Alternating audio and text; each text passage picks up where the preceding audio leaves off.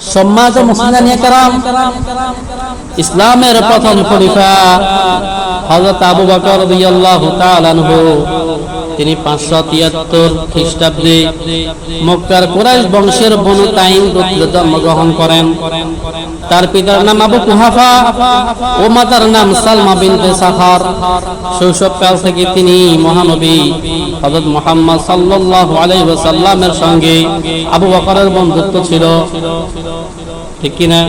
শৈশবকাল থেকে হযরত মুহাম্মদ সাল্লাল্লাহু আলাইহি ওয়াসাল্লামের সাথে আবু বকরের কি ছিল? বন্ধুত্ব ছিল। নবীজি নবুয়ত পাওয়ার পর বয়স্ক স্বাধীন পুরুষদের মধ্যে সর্বপ্রথম তিনি ইসলাম গ্রহণ করেন।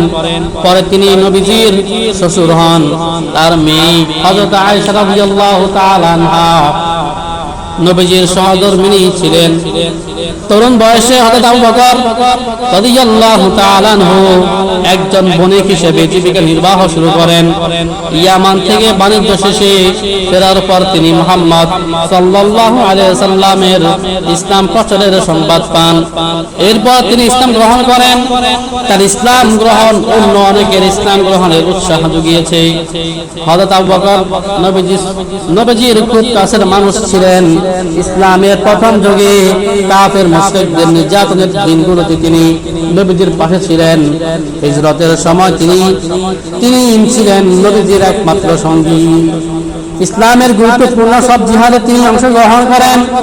নবীজির ইন্তেকালের পর তিনি খলিফা হন এবং মুসলমানদের নেতৃত্ব দেন। হযরত আবু বকর রাদিয়াল্লাহু তাআলা আনহু খেলাফত, হযরত আবু বকরের খেলাফত 27 মাস অর্থাৎ 2 বছরের কিছু বেশি সময় স্থায়ী ছিল। এই সংক্ষিপ্ত সময়ের মধ্যে তাকে অনেক বিরূপ পরিস্থিতির মুখোমুখি হতে হয়, তবে তিনি তা সফলভাবে মোকাবেলা করেন। নতুন নবী দাবিকারী বিদ্রোহীদের তিনি রিদ্দার যুদ্ধে দমন করেন। তিনি বাইজেন্টাইন ও সাসানীয় সাম্রাজ্যের বিরুদ্ধে অভিযান পরিচালনা করেন, যা ইতিহাসের মোড় ঘুরিয়ে দেয়।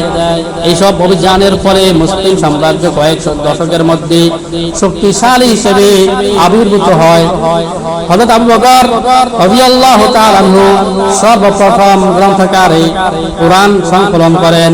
এর আগে কোরআনের বিভিন্ন অংশ বিচ্ছিন্নভাবে লিপিবদ্ধ ছিল।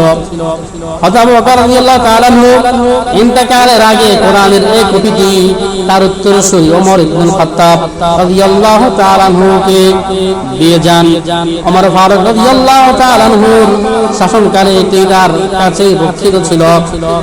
আবু বকর রাদিয়াল্লাহু তাআলা আনহুর চলন ছিল সাদাসিধে, মোটা কাপড় ব্যবহার করতেন, বাহ্যিক কোনো জাঁকজমক ছিল না।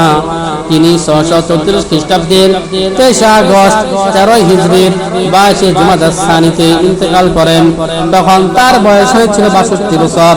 হযরত আয়েশা সিদ্দিকা রাদিয়াল্লাহু তাআলা আনহার ঘরের নবীজির পাশে তাকে দাফন করা হয়।